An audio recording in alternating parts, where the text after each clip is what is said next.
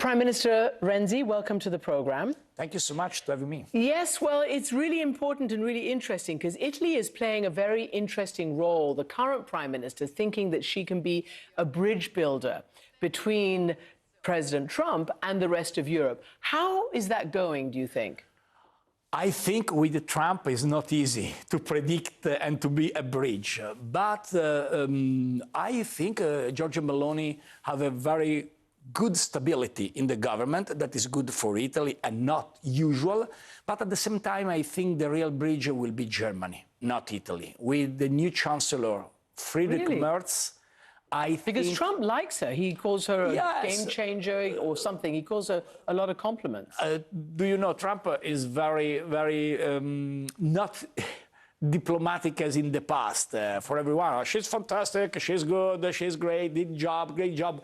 I hope, of course, everyone could help to create a solid bridge between Europe and USA are most welcome. But I think the real leadership in Europe will be again France and Germany, Macron and Merz. Interesting. He's not ideological, Trump. Yeah. Trump did agreement with North Korea, with Hamas, with Houthi. He's out of the box. When I was Prime Minister 10 years ago, probably nobody could imagine a White House able to speak with everyone. Trump is that.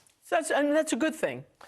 Depends. I mean, today he's met for the first time, I think, in 20 years that an American president has met with the new president, they call him the interim, whatever he is, Ahmad al-Sharaa of Syria, and agreed to lift the sanctions, saying, good luck, Syria, you know, make yourself great.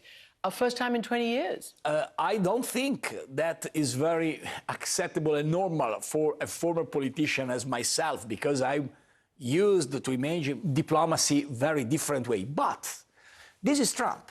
You can love, you can hate. I prefer Trump when he sign agreement and the cooperation to the Trump when he sign executive order for tariffs, because there is not a most stupid thing than the trade war with Trump launched.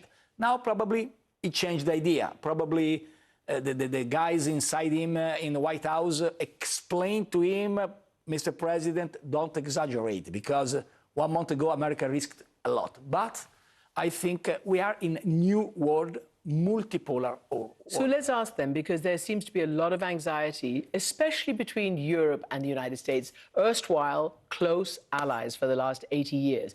You Europeans are saying, oh, look, he did a deal with China. Oh, look, he did a deal with Britain, which is, you know, Brexit Britain. No. But we still have nothing and no deal. Are you concerned that this is becoming an unbreakable bridge, or it's irrevocable? You can't really get across this divide at the moment. I'm worried, of course, but I think the good solution is in our hands, because it's impossible to... Don't imagine USA and Europe together. I believe in that alliance, and we remain. So you're saying it's impossible not to imagine them together? Yes, because we stay together. We are together. We will continue together. So, what is the problem? Two. The first, Trump have to accept the idea Europe is not a problem for United States. Europe is the best ally for United States. And also, if we have some discussions about defense, about trade, we have to fix an agreement. At the same time, this is my opinion, as very proud believer in the United States of Europe dream, I think Europe have to wake up. Okay, so he says the United States of Europe dream was designed to screw, this is his word, America. So Trump believes that however it's designed Europe, it's not a friend of America's. That is a mistake. That is an absolutely unacceptable idea. But America is bigger than the single president. And so now there is Trump for the next 4 years. We have to work with him. At the same time, Europe have to think about the overregulation in bureaucracy. Europe have to think about some ideological approach. Thinking about Green Deal was exaggerated, the approach of Green Deal, because the idea to save climate change is correct. Destroy European manufacturing was a mistake, particularly for Germany and Italy. So I think we have everyone try to go in the right direction. Trump have to come back to the crazy trade war against Europe. At the same time, Europe have to wake up and try to imagine it to be a lab and not a museum. We have to be a lab, not a lab and not a museum. Let me ask you about the lab of paying for your own security and your own defense. Clearly, many people believe that the time has come. Many also believe that you can't suddenly do it overnight while there is a hot war raging on your continent. What do you think? Can Europe make up the deficit in weapons and assistance that America is cutting off from Ukraine? And do you think your country still stays with defending Ukraine? Two things. First, we were in 1992 as Europeans at 2.6% of GDP of investment in military issues. In 2014, 1.1 of GDP. What happened? After communism failure, everyone think, okay, this is the end of history. You remember Fukuyama? Yes, I do. That is an interesting thing. But in 2014, we signed, I was there in Wales, in summit, led by David Cameron and Barack Obama, we signed a commitment. We will come back to 2%. So we have to come back to this part of business. The problem is what type of investment we want to do. America invests in defense and create a dual-use internet, healthcare investment linked to defense, use for civil. Defense, yeah, yes. Everything had dual use. Europe invested too much in bureaucracy, also in defense and military issues. So we have to change the type of investment. And the second point, we have to continue to work with Ukraine. That is a mistake of the Italian Prime Minister. Because which is the mistake? Because she's been defending Ukraine. What's the mistake? Yes, but the mistake was when she decided to don't stay with Merz, with Macron, and with Donald Tusk and Keir Starmer in the train for Kiev. Look, she should have been on that train. Yes, because in 2022, the same train was a train with Macron, the former Chancellor Olaf Scholz, and the former Prime Minister, the good Mario Draghi. Now, unfortunately, Poland bring our place. And I'm very proud to be Italian. I think Italy have to be with the other European guys. But I hope that was a mistake. Of course, that was a mistake of Giorgia Meloni. I think we have to continue to create the conditions for a very long and right peace. You have also said that this moment calls for a special envoy in Europe to deal with the Trump administration. We know that the Chinese have appointed a special envoy to deal with the trade issue. You've mentioned Mario Draghi.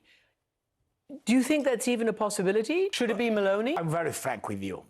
I think we cannot accept the idea today in Europe we have a problem. The problem is the lack of politics and too much bureaucracy in Europe. Too much commissioners, too much people who continue to, I'm Europe. Europe is a disaster to understand in terms of organization. What Europeans are saying is that the problem is they've got a lack of trust now. The whole sort of family with the US has been broken. That is true. But if we have an internal organization without a clear responsibility, that is a problem. So my idea to create a special envoy to dialogue with Trump, and the name of Mario Draghi is the best name in Europe. He was the former prime minister, former central banker. He worked for everyone. He knows everything about trade. He wrote a very good report about the problem and the opportunities of Europe. Yeah. At the same time, I proposed 3 years ago to create a special envoy for the war, for the dialogue between Russia and Ukraine. And I proposed the name of Tony Blair. We have to bring the best guys, not or women. Of course, sorry.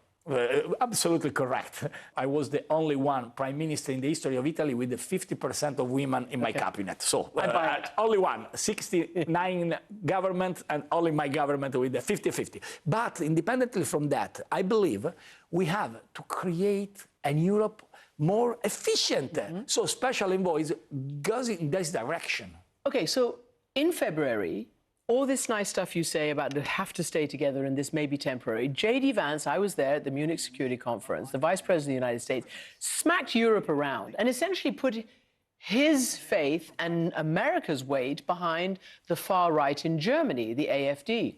And the far right in many parts of Europe are gaining a lot of ground and they're winning, very, very important elections and positions of power.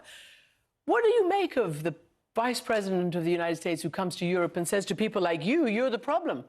I think this is absolutely crazy and unacceptable. But after this statement of J.D. Vance and all the statement of President Trump, left come back to win, thanks to the great support of far right from White House. Nobody believed possible in February. In Canada, left win. Liberal Party. And Liberal Party, who is Mark Carney, is not the traditional left. Is very. Yeah. I love Mark Carney because he's the model I have for my country. But in Canada, nobody expects the victory of Mark Carney. Mark Carney won. Also thanks to the polemics from Trump-Vance. The same in Australia, because Anthony Albanese won election and the polls in February was terrible. So if J.D. Vance will speak in the future against Europe again, I think is a good news for European. But you also said he shouldn't be coming to Italy again without first apologizing for calling you all parasites, pathetic freeloaders. You think Europe is a problem, but when he decided to spend time for his holiday, he stayed with us in Roma. So Roma, and the last official visitor to the Pope Francis. I want to ask you a final question. You were maybe the only world leader, former leader, who called on President Biden to leave the race last summer. Yeah. To leave the race. Why did you do that? I love Joe. I love when he was vice president, I worked with him and I worked with President Obama very strongly. We had a very great cooperation. And I love his humanity and his friendship. At the same time, I think 2 years ago was clear. Democrats needed a different candidate. And probably if Democrats decided to organize primaries in the right time, probably today, it was not Trump. Prime Minister Renzi, thank you. Thank you so much. Thank you.